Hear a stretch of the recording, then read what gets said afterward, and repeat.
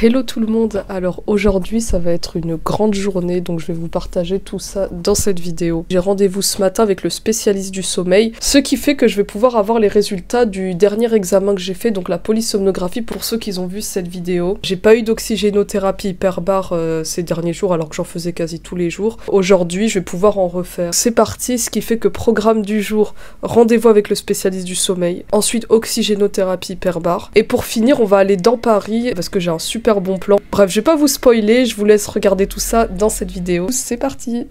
J'ai même pas remarqué, mais là je suis tout en chat. Bonnet chat, manteau chat, la coque de mon téléphone c'est un chat, bref.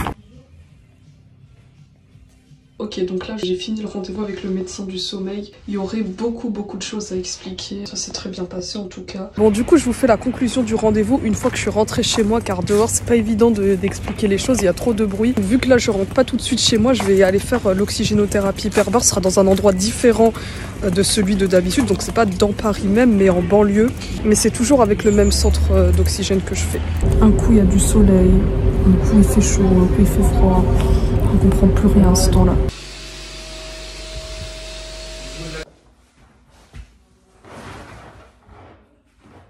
C'est parti pour faire les séances d'oxygénothérapie.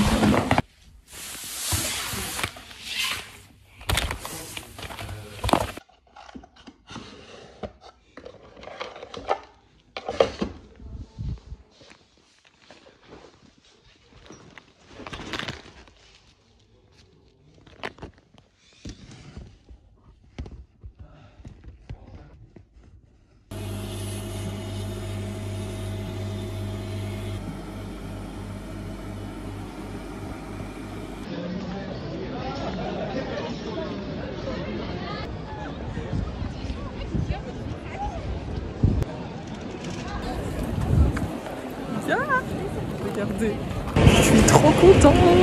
Je rentre à la maison et je vous explique absolument tout. Donc pourquoi est-ce que j'ai des donuts gratuits et ce qu'il en est du rendez-vous, etc., etc. Avant de vous faire le résumé de ce qui s'est passé aujourd'hui, on va faire une petite dégustation de donuts. Pour ceux qui me suivent de près, vous saurez que j'adore Dunkin' Donuts. Ça n'existe pas en France et ça c'est la concurrence. Alors c'est des donuts américains qui sont ultra célèbres là-bas. Ils vont s'installer en France pour la première fois. Donc en ce moment ils sont en train de quasi tous les jours distribuer des donuts gratuits sur Paris. Jusqu'à l'ouverture de la boutique. Bon, c'est pas du tout en partenariat, hein. Donc la dernière fois, j'étais allée en récupérer, j'en avais goûté. C'était excellent. Donc là, je suis encore allée en récupérer. C'est la deuxième fois que j'ai ces donuts gratuits du coup, donc je sais déjà à quoi m'attendre. Bon après oui, avec ma gastroparésie, je devrais pas trop manger ce genre de choses, sachant que plus que c'est très sucré et qu'aux États-Unis ils m'ont dit que bon, le sucre c'était pas assez conseillé avec lime, etc. Mais bon, mais franchement quand j'ai envie de quelque chose, je me prive pas, quitte à en souffrir, je m'en fiche. Et en plus c'est tellement rare que je mange des donuts que je pense qu'à chaque fois que ça a été le cas, je voulais partager. En plus en route, il y a un monsieur qui a essayé de m'en prendre. Il marche, il me fait ah c'est pour moi les donuts et tout. Bon c'était juste pour rire, je sais. Puis après il était en train de dire ah ouais ça fait plaisir. Et quand il a vu que j'étais juste en mode ah oui et que j'allais rien lui donner, il a fait non je vais pas essayer de t'en gratter. Mais moi aussi j'ai gratté pour avoir ces donuts, je les veux mes donuts, on me les prend pas. Bon je vais en manger un et après le reste j'en donne à ma famille évidemment. Dans le trajet à un moment il y a un monsieur qui me fait qu'est-ce que t'as, qu'il crie comme ça pendant que que j'allais descendre du train et tu sais moi je lui fais rien parce qu'il a vu que j'étais malade et il me fait on dirait que t'es à l'hôpital, mais il y a des personnes franchement il y a des personnes je comprends pas. Bref du coup c'est parti déguster. On va prendre celui-là. Bon, ça sent le donut, ça sent la fête foraine même. C'est bien moelleux dedans. C'est pas du tout sec. La dernière fois, je l'ai pas vomi. Et en plus, c'est même pas très consistant, donc ça me rassasie même pas vite, ça fond tout seul dans la bouche. C'est un délice. Je crois que j'ai trouvé mieux que Dunkin' Donuts. J'espère que je vais pas le vomir. Quand je mange par la bouche, il y a toujours des symptômes, mais je sais jamais si je vais vomir, si je vais juste avoir des nausées, des douleurs. Franchement, mon corps, mon estomac, il fait ce qu'il veut quand il veut. Dernière bouchée. Je me sens ballonnée. Waouh, c'est un truc de dingue, comment ça m'a ballonné d'un coup. Genre, wouh. J'avais l'estomac vide. Hein. Seul truc là que j'ai mangé de la journée par la bouche. Et what the fuck? Attendez, ça m'a ballonné d'un coup. Je m'attendais pas à ce que ça me ballonne d'un coup comme ça parce que la dernière fois j'ai pas le souvenir de ce que ça m'a fait. Je sens les symptômes qui commencent, c'est un truc de dingue. Je pense que j'ai mangé ce donut trop vite. J'ai des remontées acides. C'est un truc de dingue comment là mon corps il réagit direct mon estomac il veut rejeter ça.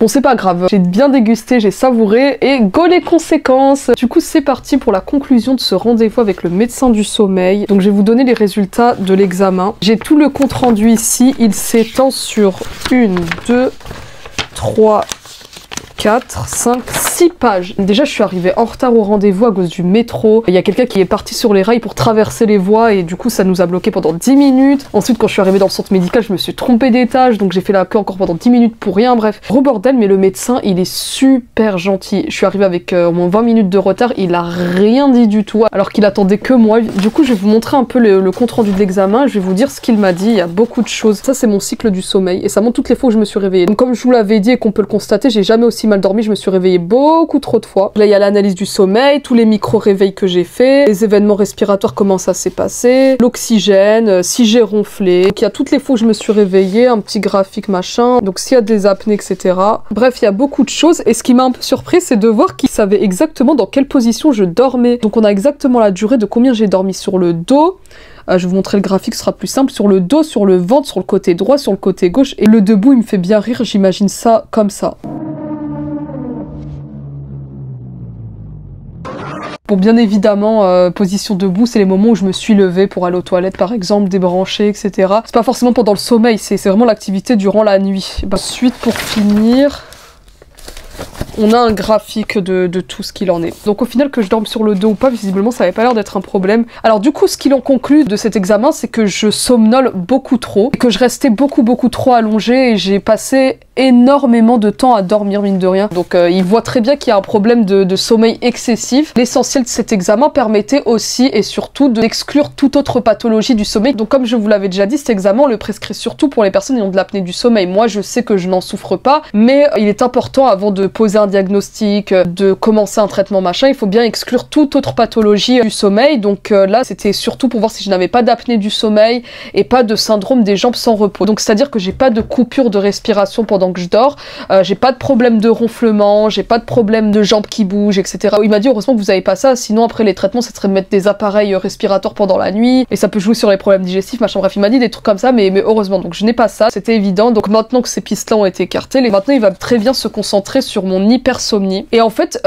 par rapport à ce genre de trouble, il existe des médicaments, donc c'est des neurostimulateurs qui permettent de vraiment réveiller le cerveau. C'est des médicaments vraiment faits pour te maintenir éveillé. Et ça, c'est des médicaments qui ont prouvé leur efficacité et que ça marche vraiment, quoi. Et le problème, c'est qu'il ne veut pas prendre le risque de me mettre sous ce genre de médicaments car ça peut avoir des effets secondaires digestifs. Il m'a vraiment fait part du fait que ça l'inquiétait beaucoup de si j'ai ces traitements qu'à côté, par exemple, ça aggrave ma gastroparésie parce que ça peut provoquer des vomissements, ça peut provoquer des nausées, ça peut beaucoup jouer sur l'estomac et quand l'estomac il est déjà malade, c'est pas une bonne idée de mettre ce genre de traitement. C'est pour ça qu'il ne veut prendre aucun risque et déjà je trouve ça super que ce médecin prend en considération ce genre de choses parce que il y a des médecins, ils sont vraiment en mode oh bah c'est bon, t'as ça, tiens ce médicament, qui sont à fond en train de te doper, tiens médicament et qui pensent pas aux effets secondaires. À chaque fois que je vois des médecins qui me donnent des médicaments, même si c'était des traitements qui avaient une possibilité d'aggraver ma gastroparésie, c'était toujours en mode mais non ça fait rien, les effets secondaires c'est rien, ça arrive pas à tout le monde. Lui il veut prendre aucun risque et ça c'est super, tu voyez, on sent qu'il veut chercher des solutions, qu'il veut chercher des alternatives possibles et qu'il va pas directement allez tiens toi t'es fatigué, prends ça, ça va te booster, réveille-toi machin. Non, c'est pourquoi là on laisse de côté les traitements. Il m'a donné une ordonnance pour avoir un programme du sommeil, c'est-à-dire que à partir de demain et pendant 15 jours, ce qui fait que je le revois dans 15 jours, je devrais suivre un protocole qu'il m'a fait. Moi, je me couche toujours vers 22h. Donc là, il m'a dit que je devais me coucher à 22h et dormir maximum 10 heures. Surtout pas dépasser les 10 heures de sommeil, sinon ça fait trop. Il m'a dit, essaye de te lever maximum 9h du matin. De 9h à 11h, vraiment, c'est très précis ce qu'il m'a écrit. De 9h à 11h, il m'a dit, soit tu vas marcher dehors pendant 30 minutes à 1h, ou alors aller à la salle de sport. Mais bref, il a dit, dès le réveil, directement avoir une activité sportive pendant minimum 30 minutes jusqu'à au moins 1h. Il m'a parlé de quelque chose qui s'appelle... Attendez, je vais vous montrer. Il m'a parlé de ça, une lampe luminothérapie de Energy Up de la marque Philips. Alors ça, c'est pas quelque chose de pris en charge, donc apparemment ça coûte un petit peu cher, je sais pas, j'ai pas vu les prix, je sais même pas à quoi ça ressemble. Il a dit que dès le réveil, c'était important que ce soit au réveil et avant de faire des activités, etc., d'avoir ça, une lumière qui serait à 10 000 lux, je sais pas ce que ça représente, à 30 cm de moi pendant 30 minutes. Apparemment, ça réveille le cerveau, je sais pas. C'est peut-être l'équivalent d'avoir de la vitamine D ou quelque chose qui fasse que ça va te booster un peu. Bon, c'est qu'un petit plus. Donc après faire une activité, il m'a dit de midi à midi et demi avoir une pause assise sans sommeil et de 13h à 15h, je peux me permettre une sieste. Vraiment, c'est que dans ce créneau horaire-là que je peux me permettre de me reposer en dormant, mais que je n'ai pas le droit de dépasser 30 minutes de sieste. C'est impossible pour moi. Moi, quand je fais des siestes, ça dure au moins 1 heure, plus d'1 heure de sieste, donc ça va être très compliqué. Et ensuite, de 16h à 22h, bah, il m'a dit fais ce que tu veux, mais juste dors pas. Et en gros, il faut que je fasse de mon maximum pour suivre ce programme, parce qu'en fait, le but, c'est de faire une thérapie comportementale. Est-ce que ça peut faire en sorte que mon hypersomnie soit moins importante? Après, je lui ai dit, il y a des jours, c'est beaucoup plus supportable, il y a des jours, je dors toute la journée, il y a des jours, c'est juste une sieste, ça varie, mais c'est vrai qu'il n'y a pas une seule semaine où je suis bien non-stop, quoi. Il m'a dit que, en vue du fait que j'ai une maladie chronique, j'ai des pathologies sévères, etc., forcément, ça explique très bien l'hypersomnie, la fatigue et tout. Peut-être pas que ça va supprimer la fatigue, mais à voir si ça peut diminuer les choses. Bon, pendant ces 15 jours, il m'a donné un agenda du sommeil. C'est-à-dire que à chaque horaire, je dois cocher donc si j'ai été fatiguée, si j'ai eu envie de dormir, si j'ai dormi, si j'ai somnolé.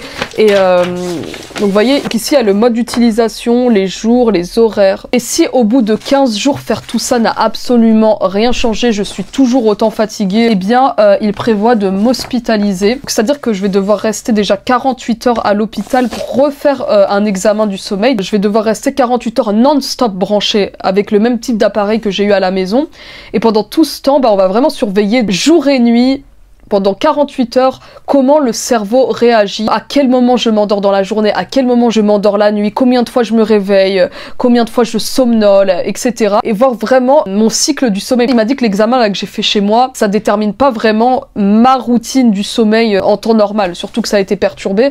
Donc là vraiment à l'hôpital, on va essayer de faire 48 heures vraiment pour définir ce qu'est mon sommeil, quoi. Et en plus de cet examen, j'en aurai un autre, donc je vous en avais déjà parlé dans la vidéo précédente, c'est-à-dire que ce sera un test de vigilance. Je devrais essayer de lutter au maximum contre la fatigue, donc c'est-à-dire rester le plus possible réveillé et voir comment mon corps réagit face à ça, comment ça se passe, est-ce que je somnole, etc. Ce qui fait que tout sera déterminé en fonction de ces 15 jours. Comme d'habitude, je vous tiens informé de tout. Déjà dans ma chambre, c'était horrible, alors j'imagine même pas en hospitalisation, donc peut-être que ça peut changer quelque chose, hein. Peut-être que mon corps il est trop habitué à faire des siestes, à dormir, mais même, moi je pense pas que ce soit une question de comportement. Toutes les infections et le co-infection que j'ai, c'est prouvé que ça fatigue. Même en étant traité, les dégâts que ça laisse sur le corps, c'est normal que ça fatigue. Et en plus, quand je lutte contre le sommeil, vous imaginez même pas la sensation que je ressens. C'est comme si d'un coup je commence à avoir des migraines, mal à la tête, et je peux pas, en fait, ça fait un truc tellement bizarre, je me sens tout étourdi. J'ai un brouillard cérébral, un énorme brouillard cérébral, comme un brain fog, et là je peux plus, je suis obligée de dormir. Si je le fais pas, bah... c'est horrible. Ça, c'est si je dors pas. Donc, c'était une vidéo assez courte, mais c'était pour vous donner des nouvelles par rapport à ça. Bon, après, je vous ai montré que j'étais aussi allée faire de l'oxygénothérapie hyperbare. Je le fais en fonction des disponibilités de ceux qui s'en occupent. Si ça vous intéresse, il y a plus d'infos dans la description. N'hésitez pas à me rejoindre sur Instagram où je vous donne beaucoup plus d'infos en story avant de mettre des choses sur YouTube. Je vous tiens même informé de quand je poste les prochaines vidéos, etc. Et sur ce, je vous dis à la prochaine.